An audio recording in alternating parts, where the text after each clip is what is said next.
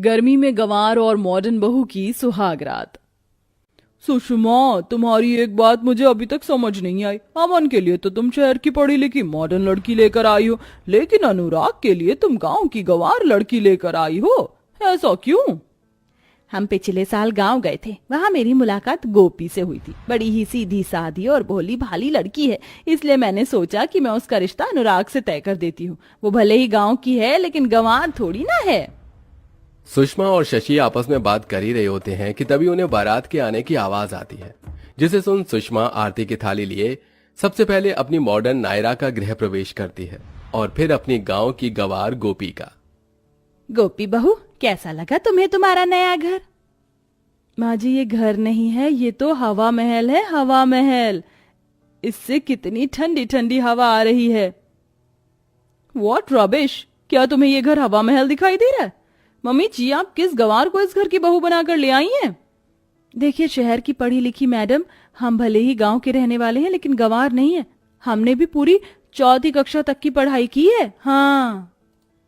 अरे बस भी करो तुम दोनों, अभी ठीक से घर में आई भी नहीं और तुम दोनों का झगड़ा शुरू हो गया। इतना कहकर एक एक कर अपनी बहुओं को उनके कमरे में छोड़कर आती है। ओह गॉड, कितनी गर्मी है। अब मैं और इस हैवी लहंगे में नहीं रह सकती।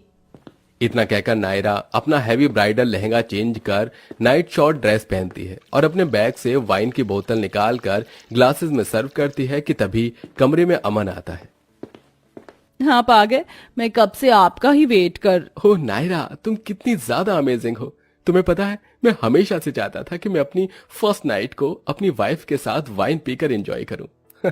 लेकिन तुमने तो मेरे बोलने से पहले ही मेरी विश पूरी कर दी। सिर्फ यही नहीं, देखिए मैंने म्यूजिक का भी अच्छे से इंतजाम किया है। चलिए डांस करते करते वाइन पीते हैं और अपनी फर्स्ट नाइट अच्छे से एंजॉय करते हैं। जहां एक तरफ मॉडर्न बहू मॉडर्न तरीके से अपनी अपनी फर्स्ट नाइट एंजॉय करती है, वहीं दूसरी तरफ मोरी मैया, कितनी गर्मी है, गला सूख रहा है। कमरे में बैठी गोपी गर्मी और प्यास की वजह से परेशान हो रही थी कि तभी गोपी की नजर बेड के साइड पर रखे मिनी फ्रिज पर जाती है। ये क्या है? ये तो किसी डब्बे जैसा लग रहा है। गोपी जैसे ही मिनी फ्रिज को खोलती है तो उसके अंदर से आ रही ठंडी हवा और लाइट को देखकर डर जाती है। हाय रे दैया, ये क्या बवाल है। राम राम, लगता है कोई भूत है। बापू कहते थे जहाँ कहीं भी चुड़ैल भूत होता है वो जगह बहुत ठंडी होती है। बेचारी गंवार गोपी डर में कमरे के कोने में जाकर बैठ जाती है कि तभी वहां अनुराग आता है। अरे गोपी, इतना बड़ा कमरा है और तुम हो कि यहाँ कोने में बैठी हो? भूत भूत है उधर। क्या? भूत? कहाँ है भूत? वो तो रहा आपके पीछे। अनुराग जैसे पीछे मुड़कर देखता है तो उसे अपना मिनी फ्रिज खुला हुआ दिखता है, जिसे देख अनुराग को हंसी आ जाती है। अरे गोपी, वो कोई भूत भूत नहीं है, बल्कि मिनी फ्रिज है। जैसे किचन में रखने के लिए बड़े फ्रिज होते हैं ना, वैसे ही रूम के लिए मिनी फ्रिज होते हैं। क्या? तुम भी ना गोपी, चलो अब तुम जाकर अपने कपड़े चेंज कर लो। अनुराग की बातें सुन गोपी जैसे ही बाथरूम के अंदर कपड़े चेंज करने के लिए जाती है। हाय रे दैया, ये क्या? मुझे तो लगता था कि हमारे गांव में ही नदी तालाब होते, लेकिन यहाँ तो शहर के अंदर भी नदी है। लेकिन ये थोड़ी अजीब है। बहुत गर्मी लग रही है, काम करती हूँ नदी के अंदर जाकर थोड़ी गर्मी दूर कर लेती हूँ। बाथरूम में बने बाथ टब को गोपी नदी समझकर उसके अंदर कूद जाती है, लेकिन तभी गोपी का पैर बाथ टब में फिसल जाता है और गोपी पानी के अंदर अपने हाथ पैर चलाने लगती है। पानी की आवाज सुन अनुराग भागकर बाथरूम के अंदर आता है और गोपी को बाथ टब से बाहर निकालता है। हाँ, अच्छा हुआ आप आ गए, वरना मुझे तो लग रहा था कि आज तो मैं पक्का राम जी के पास चली जाऊंगी। लेकिन गोपी, तुम इस बाथ टब के अंदर क्या कर रही थी? मैं तो गर्मी से बचने के लिए इसके अंदर गई थी, लेकिन मैं जैसे इसके अंदर कूदी मेरा पैर फिसल गया। गोपी, ये नदी नहीं है, ये बाथ टब है और इसके अंदर कूदते नहीं है, इसके अंदर नहाते हैं। अनुराग गोपी को कमरे में ले आता है। एक काम करो, तुम अपने ये गीले कपड़े चेंज कर लो। मैंने एसी चला दिया है, अब तुम्हें गर्मी नहीं लगेगी। मैं तब तक कुछ खाने के लिए लेकर आता हूँ। इन्होंने मुझे कपड़े बदलने के लिए तो कह दिया, लेकिन ये गीले कपड़े कहाँ सुखाऊं? यहाँ तो कोई ऐसी जगह भी नहीं है।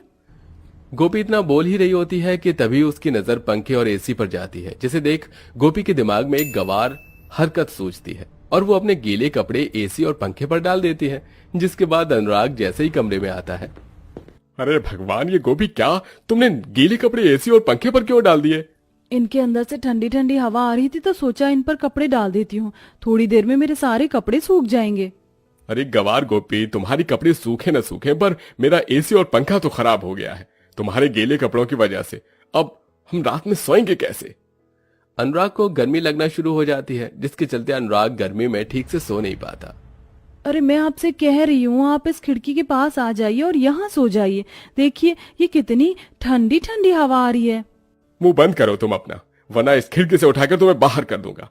ऐसी सुहागरात पूरी दुनिया में किसी की नहीं बनी होगी जैसी मेरी बनी है। गर्मी की वजह से अनुराग रात भर नहीं सो पाता और ऐसे ही सुबह हो जाती है। ये क्या अनुराग, तेरी आंखें इतनी सूजी हुई क्यों लग रही हैं? नहीं माँ, बस वो शादी की थकान ठीक से नहीं उतरी है। नायरा, गोपी बहू, एक काम करो, तुम दोनों जाकर मैंगो शेक बनाकर ले आओ। गर्मी का मौसम है, मैंगो शेक पीकर ही अब राहत मिलेगी। सुषमा की बात सुन नायरा और गोपी किचन में जाती हैं और नायरा मैंगो शेक बनाने लगती है। गोपी मैंने मैंगो शेक बना दिया, एक काम करो तुम फ्रिज खोलकर इन सभी ग्लासेस में बर्फ डाल दो, मैं अभी आती हूँ। नायरा की बात सुन गोपी जैसे ही फ्रिज खोलकर बर्फ निकालती है।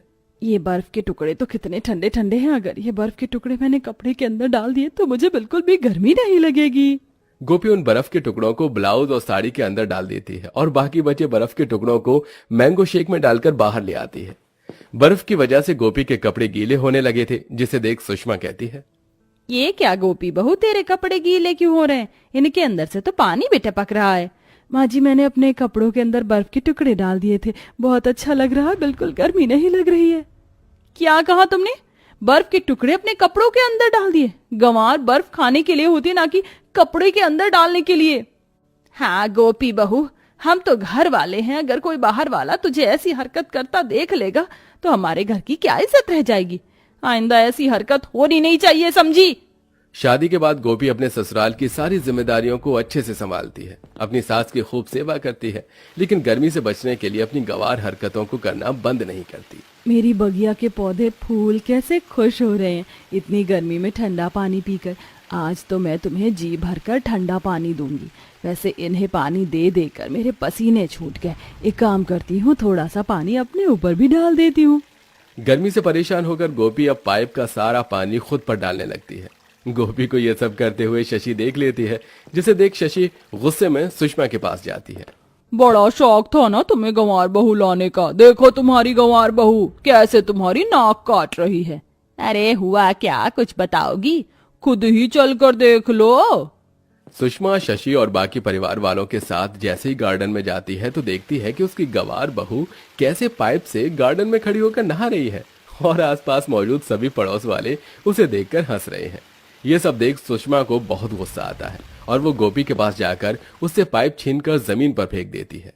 मेरी ही गलती थी जो मैंने तो जैसी गंवार लड़की को अपनी बहू बनाया, ये सोचकर कि धीरे धीरे तू सब समझ जाएगी, लेकिन ये मेरी सबसे बड़ी गलती थी। मम्मी जी, अगर हमने अभी कुछ नहीं किया तो ये गंवार लड़की तो हम सबकी नाक कटवा देगी। अब ये इस घर में और नहीं रह सकती। इतना कहकर नायरा गोपी का हाथ पकड़ती है और उसे गेट से बाहर ले जाने लगती है कि तभी अनुराग आता है और गोपी का हाथ नायरा से छुड़वाता है। खबरदार, अगर मेरी गोपी को किसी ने हाथ भी लगाया तो। माँ, गोपी भले ही गंवार है, लेकिन आप ये मत भूलिए कि गोपी ने आपकी रात भर जाकर कितनी सेवा की, आपके पैर दबाए हैं, लेकिन आपको याद कैसे होगा? भला आपको तो बस इसकी गंवार हरकतें याद रहती हैं। गोपी ने जब भी कोई भी गंवार हरकत की तो हम सब ने उसे समझाने की बजाय डांटा। तो गंवार कौन हुआ, गोपी कि हम? कैसी बातें कर रहे हैं आप? माँ जी से, माँ जी इन्हें माफ कर दीजिए। आप सबको मुझसे परेशानी है ना, मैं ही चली जाती हूँ। ये कैसी बातें कर रही है बहू, तेरे बिना तो ये घर सूना है। अनुराग बिल्कुल ठीक कह रहा है, गलती मेरी ही है, मैं हमेशा तुझे डांटती रहती। बहू मुझे माफ कर दे। अब सुषमा धीरे धीरे गोपी को शहर के मॉडर्न तौर तरीकों के बारे में बताती है। वहीं नायरा भी अब अपनी सास के साथ मिलकर इसमें गोपी की मदद करती है, जिससे कुछ ही हफ्तों में गोपी धीरे धीरे शहर के सभी मॉडर्न तरीके सीख जाती है और अब हंसी खुशी अपने परिवार के साथ रहती है।